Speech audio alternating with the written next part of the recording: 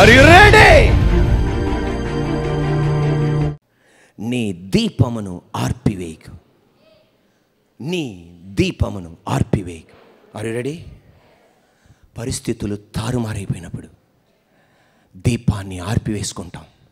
ఏ దీపాన్ని? నీ జీవితం అనే దీపాన్ని ఆర్పివేయద్దు.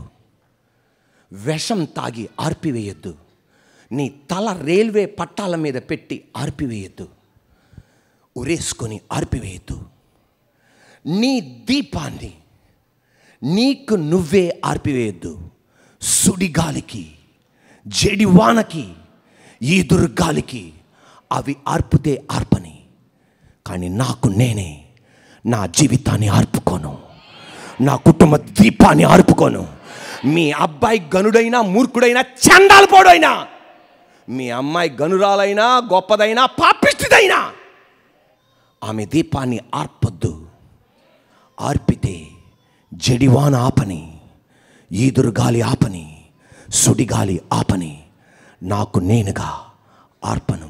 ఎప్పుడైతే నీ దీపాన్ని నువ్వు ఆర్పకుండా నువ్వు కాపాడుకుంటావో, అంటే నీకు నువ్వే ఆత్మహత్య చేసుకోకుండా కాపాడుతావో, నీ జీవితం అనే దీపాన్ని నువ్వు ఆర్పకుండా కాపాడుతావో, నీకు తెలవకుండా నీకు అర్థమైద్ది, ఈ సుడిగాలిలో నా దీపం ఆరట్లేదేంటి, ఈ జడివానలో ఈ దీపం ఆరట్లేదేంటి, ఈ ఈదురుగాలిలో ఆరట్లేదేంటని ఆ దీపం దగ్గరికి వచ్చి చూడగా నీ కన్నుల్లోని నీరు కారిద్ది. ఒక గాయపడిన హస్తం నీ దీపం ఆరిపోకుండా కాపాడుతుంది అని. ప్రఖ్యాతిగాంచిన వ్యాపారవేత్త, దేవుని కొరకు శక్తివంతంగా సంఘం కొరకు నిలబడిన వ్యాపారవేత్త, పాస్టర్ గారు ఎంత కావాలంటే దానికి డబల్ ఇచ్చే వ్యాపారవేత్త, అకస్మాత్తుగా వ్యాపారం నేలమట్టం అయిపోయింది. అబ్బా, తన జీవితాన్ని ఆర్పేసుకుందాం అనుకున్నాడు. ఒక స్వరం విన్నాడు కలలో, నీ దీపాన్ని నువ్వు ఆర్పుకోవద్దు. సుడిగాలి ఆర్పితే ఆర్పని, జడివాన ఆర్పితే ఆర్పని, ఈదురుగాలి ఆర్పితే ఆర్పని. నీకు నువ్వే ఆర్పొద్దు. దేవుడి స్వరం గాయించాడు, వదిలేశాడు దాన్ని అంతే. నాకు నేనే మరణించను, నిందలు పడతా, అవమానపడతా, సిగ్గుపడతా, కానీ నాకు నేను ఆర్పుకోను అని నిలబడ్డాడు.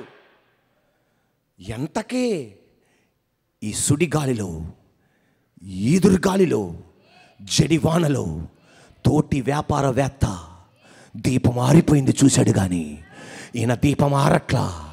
ఆ కలలో ఒక దృశ్యం కనబడుతుంది. ఆ దీపాన్ని ఒక చెయ్యి కాపాడుతుంది. అది అమ్మ చెయ్య అనుకున్నాడు. కాదు. నాన్న చెయ్య కాదు. నా భార్య చెయ్య కాదు. నా బిడ్డల చెయ్య కాదు.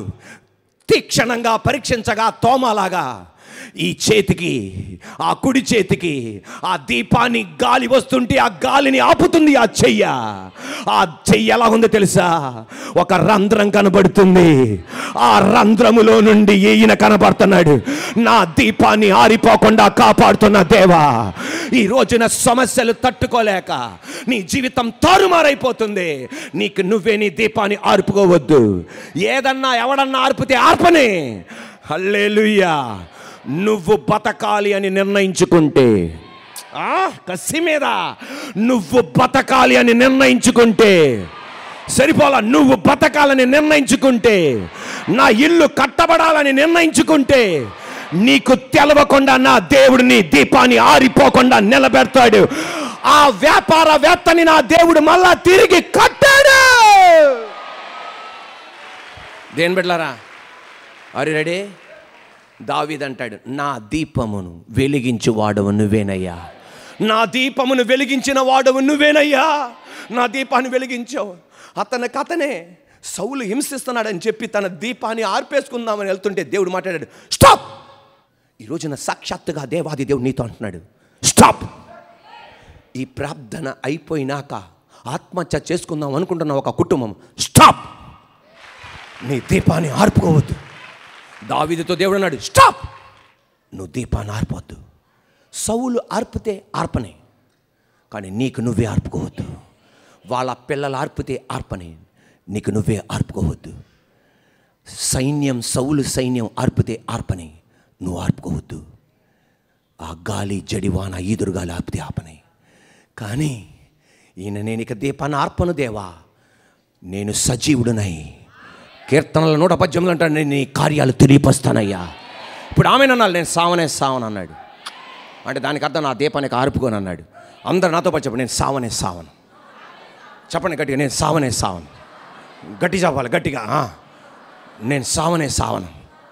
ఆమె నాతో పాటు చెప్పండి, యేసయ్యా నువ్వు ఈ ఆదివారం నీ కుమారుని నిలబెట్టి ఇంత స్పష్టంగా నాతో మాట్లాడావు. నాకు నేనుగా నా దీపాన్ని కానీ నా కుటుంబ దీపాన్ని కానీ నేను ఆర్పను దేవా. ఏ గాలి వచ్చి ఆర్పినా, ఏ ఈదురు గాలి వచ్చి ఆర్పినా, ఏ చెడివాను వచ్చి ఆర్పినా ఆర్పని నాకు నేనే ఆర్పుకోనయ్యా. Are you ready? నా దీపాన్ని వెలిగించిన వాడు నువ్వే, నా దీపాన్ని ఆర్పుకోనయ్యా. ఆయన అన్నాడు, నా శత్రువులు ఎదుట నువ్వు నాకు భోజనం సిద్ధపరిచావు, నూనెతో నా తల అంటి ఉన్నావు, నా గిన్నె నిండి పొర్లుచున్నది. ఆరిపోతాననుకున్న నేను, సరిపోలా, ఆరిపోతాననుకున్న నేను, ఆర్పేసుకుందాం అనుకున్న నేను, సుడిగాలి అన్న సౌలు కుటుంబం ఆర్పేస్తుంది అనుకున్న నేను, ఈదురుగాలి ఆర్పేస్తుంది అనుకున్న నేను, జడివాన నన్ను ఆర్పేస్తుంది అనుకున్న నేను, నా దీపాన్ని కాపాడేవయ్యా. ఇతర ఆరిపోయిన దీపాలను నేను వెలిగిస్తున్నానయ్యా. ఇశ్రాయేలు దేశాన్ని వెలిగించానయ్యా, వ్యక్తులను వెలిగించానయ్యా. నీ దీపం నువ్వు ఆరిపోతుంది అనుకున్నావే, నువ్వు మరణించకుండా ఉంటే నీ దీపాన్ని దేవుడు ఆరిపోకుండా కాపాడి నీ ఇంట్లో ఉన్న అనేక దీపాలను వెలిగించేటట్టు ఆయన చేయబోతున్నాడు. నీ బంధువుల దీపాన్ని వెలిగించేటట్టు చేయబోతున్నాడు. ఆత్మ దీపాలు వెలిగించేటట్టు చేయబోతున్నాడు. ఆర్థిక దీపాలు వెలిగించేటట్టు చేయబోతున్నాడు. మహిమ కలిగిన దీపాలు వెలిగించేటట్టు చేయబోతున్నాడు. పరిస్థితులు తారుమారవని నీ కుటుంబం సిగ్గుపడుతుందేమో, తలదించుకునే స్థితికి వెళ్తుందేమో, అవమానపడుతుందేమో, అయినా అరే రెడీ, నీ దీపాన్ని ఆర్పివేయద్దు. అందరూ అలాగ అనుకుంటా, అయినా ఆర్పివేయద్దు. అందరూ చీపా చీపా అన్నారు, అయినా ఆర్పివేయద్దు. తలదించుకొని బతుకుతున్నాం, అయినా ఆర్పివేయద్దు. సిగ్గుపడుతున్నాం, ఆర్పివేయద్దు. అవమానపడుతున్నాం, ఆర్పివేయద్దు. ఫుడ్ లేదు, ఆర్పివేయద్దు. ఆకలితో సస్తావా, ఒకవేళ అది ఆర్పని. ఎలా ఆర్పిద్దో నేను చూస్తా, ఎలా ఆర్పిద్దో నేను చూస్తా. అవమానం నిన్ను ఎలా ఆర్పుతుందో నేను చూస్తా. సిగ్గు నిన్ను ఎలా ఆర్పుతుందో చూస్తా. డబ్బు నిన్ను ఎలా ఆర్పగలదో చూస్తా. ఇంత మట్టికి ఎవరిని ఆర్పలా. హల్లెలూయా. వాళ్ళకి వాళ్ళే ఆర్పుకున్నారు కానీ praise the Lord, praise the Lord. నా శత్రువుల ఎదుట నీవు నాకు ఏంటండి బాబా, శత్రువుల ఎదుట భోజనం సిద్ధపరుస్తామంటే దానికి అర్థం ఏంటంటే, మన ఇంట్లో డైనింగ్ టేబుల్ ఉంటుందే, 5గురు తింటారే, 10 మంది తింటారే, ఆ టేబుల్ కాదు. కింగ్స్ టేబుల్, రాజుగారి భోజనపు బల్ల. ఆ బారు నుండి ఆ బారు దాకా ఉంటుంది. దీనికి మించి ఉంటుంది. ఏకంగా 150 మంది నుండి 250 మంది ఏకంగా కూర్చుంటారు ఆ ఒక్క పెద్ద టేబుల్లో. ఆమేనండి, 250 మంది కూర్చోవలసిన టేబుల్లో. ఈ వాగ్దానం నాకు జరగాలన్న వాళ్ళు మాత్రమే ఆమేనండి. 250 మంది కూర్చోవలసిన ఆ కింగ్స్ టేబుల్లో నిన్ను నేను మన ఇద్దరం కలిసే భోజనం చేయబోతున్నాం అన్నాడు. ఈ కింగ్స్ టేబుల్లో శత్రువుల ఎదుట అంటే దానికి అర్థం in the midst of battlefield. యుద్ధ భూమిలో, యుద్ధానికి ముందు కాదు, యుద్ధం తర్వాత కాదు.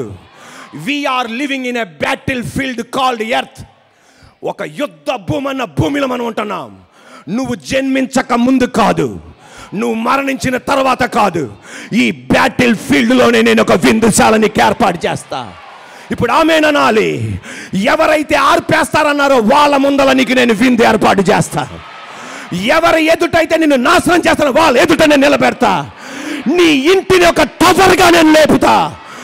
బంధువుల ఎదుట నేను తిరిగి లేపుతా. మన మందిరం ఇదే సాక్ష్యం. దేవునికి స్తోత్రం. Praise the Lord. నీ దీపాన్ని నువ్వే ఆర్పివేయకు. హల్లెలూయా.